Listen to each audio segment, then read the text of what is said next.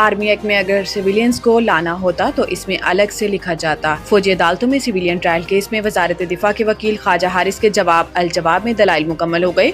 आइंदा समात पर अटॉर्नी जनरल दलाइल देंगे। जस्टिस अमीनुद्दीन की सरबराही में 7 रुकनी आईनी बेंच ने केस की समात की। अदालत ने ख्वाजा हारिस को आज दलाइल मुकम्मल करने की हदायत की। दौरान समात जस्टिस हसन अजहर रिजवी ने इस्तफसार किया कि पिक एंड चूज किस तरह से किया गया। वकील ख्वाजा हारिस ने दलाइल में कहा कि पिक एंड चूज वाली बात नहीं है, जो जुर्म हो इसके मुताबिक देखा जाता है। केस नौयत के मुताबिक इंसदाद दहशतगर्दी अदालत या मिलिट्री कोर्ट में भेजा जाता है।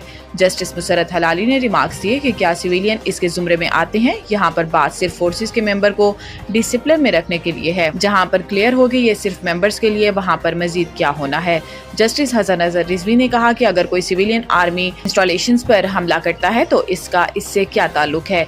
जस्टिस नईम अख्तर अफगान ने रिमार्क्स दिए कि सिर्फ मेंबर्स के लिए है और अगर आर्मी एक्ट में सिविलियंस को लाना होता तो फिर इससे अलग से लिखा जाता। 1973 के आइन में बहुत सी चीजें पहले वाले 2 आइन की चीजें वैसे की वैसे आ गईं।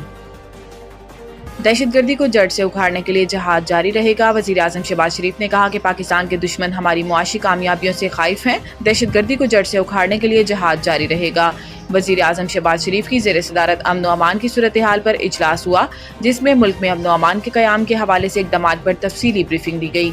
इजलास में खिताब करते हुए वजीर आजम शहबाज शरीफ का कहना था कि दहशतगर्दों को इबरतनाक शिकस्त देंगे कि वो पाकिस्तान की तरफ मैली आंख से देखने की जुर्रत नहीं कर सकेंगे।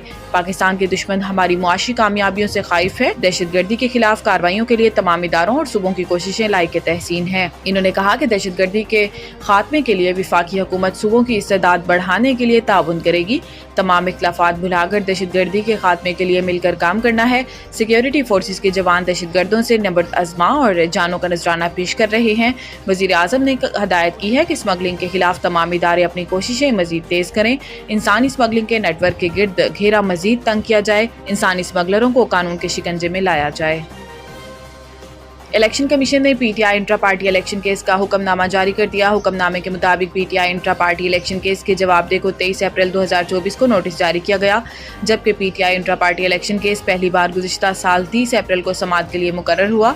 हुक्मनामे में बताया गया है कि इलेक्शन कमीशन में पीटीआई इंट्रा पार्टी केस की अब तक 12 समाअतें हो चुकी हैं। पीटीआई की जानिब से 8 मौक़ों पर मुख्तलिफ ग्राउंड्स पर केस का इल्तवा मांगा गया और पीटीआई को इंसाफ के मुफाद के तहत इल्तवा दिया गया।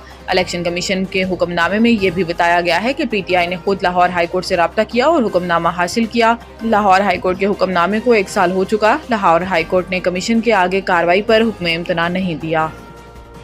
शरह सूद में कमी से इनकार। ट्रंप अमरीकी मरकजी बैंक के चेयरमैन की बरतरफी पर तुल गए। अमरीकी सदर डोनाल्ड ट्रंप ने सेंट्रल रिजर्व बैंक के चेयरमैन जेरोम पावल से शदीद तनकीद करते हुए कहा कि इनकी बरतरफी में ताखीर नहीं होनी चाहिए। जेरोम पावल शरह सूद कम करने की सदर ट्रंप की बात मानने से इनकार कर रहे हैं, जिस वजह से सदर ट्रंप ने इन्हें शदीद तनकीद का निशाना बनाते हुए इनकी बरतरफी का इरादा जाहिर किया है। जेरोम पावल का कहना है कि ट्रंप इंतजामिया की तिजारती पॉलिसियाँ खासतौर पर भारी टैरिफ अमरीकी मईशत पर गैर मामूली असर डाल रही है और फेडरल रिजर्व बैंक को दुहाइयों से कभी ऐसी सूरत हाल का सामना नहीं रहा। इन्होंने मजीद कहा कि अमरीकी सदर उन्हें मुद्दत खत्म होने से पहले बरतरफ नहीं कर सकते, क्योंकि अमरीकी कानून इस बात की इजाज़त नहीं देता। जेरोम पावल को पहली बार 2018 में सदर ट्रंप ने ही फेडरल रिजर्व का सरबराह मुकर्रर किया था और तब भी ट्रंप उनसे नाराज ही रहते थे।